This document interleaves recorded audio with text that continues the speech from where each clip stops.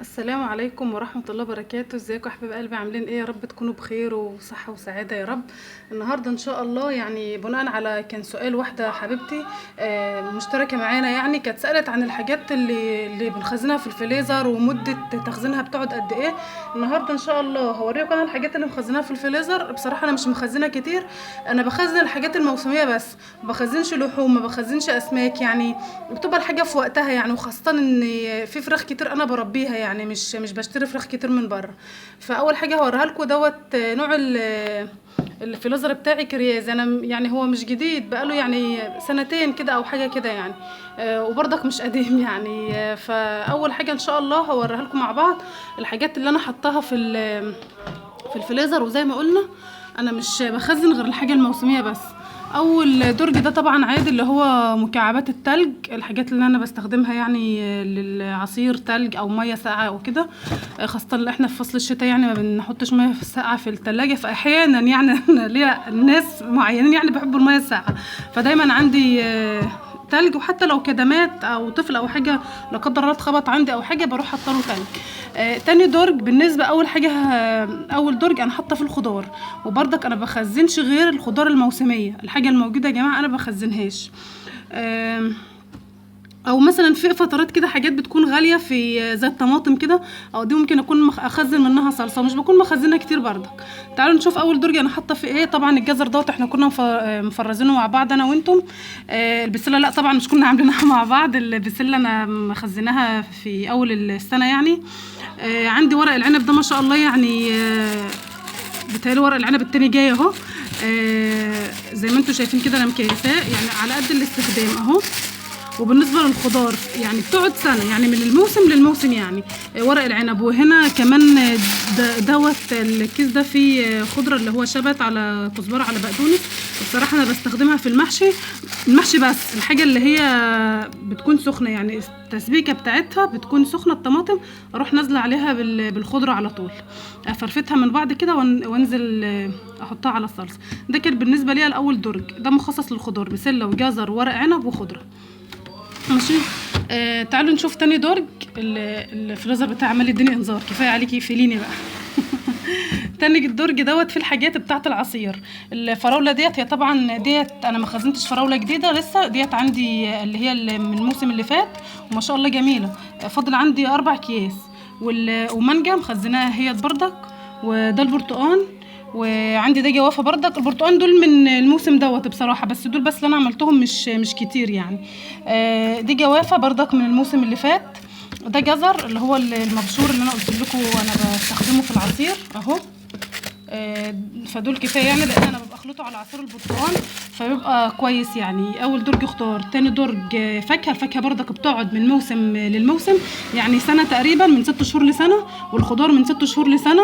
انا ما بخزنش اسماك يا جماعه، زي ما قلت الحاجه الموجوده انا ما بخزنهاش. ولو صدفت وجبت سمك زياده حطيته مثلا، يعني مش بخليه يقعد كتير عندي في الفريزر. ماشي. تعالوا الدرج اللي هو التالت دون. دي يا جماعه مش هيعرفها غير اللي هم ارياف او الناس اللي فلاحين زي حالتنا يعني.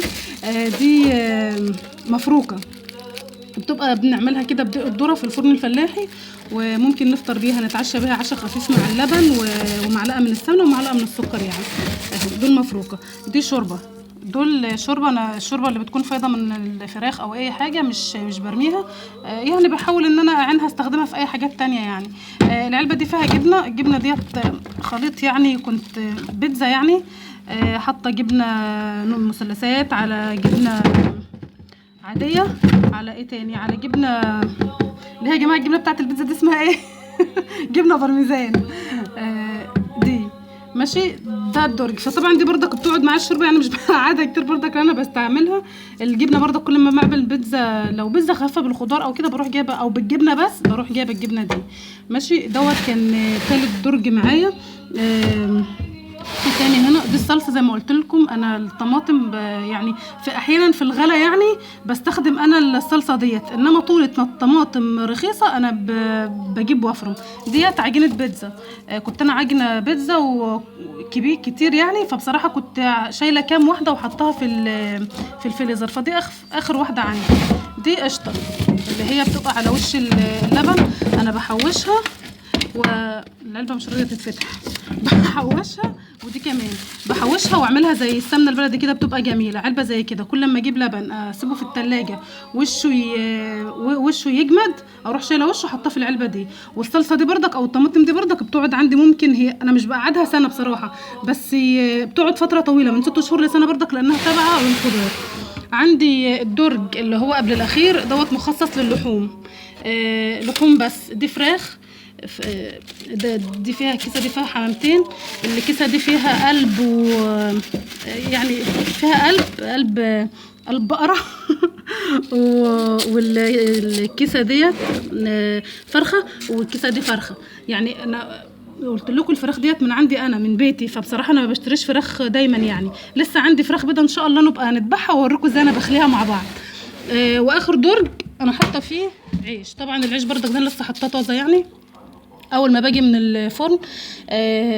طبعا انا ببقى مفرده العيش، فاول ما باجي بكيسه واحطه في الفريزر يفضل طازه يعني لما اجي اسخنه. ده كان طريقه حفظي للحاجات اللي انا بحطها في الفريزر.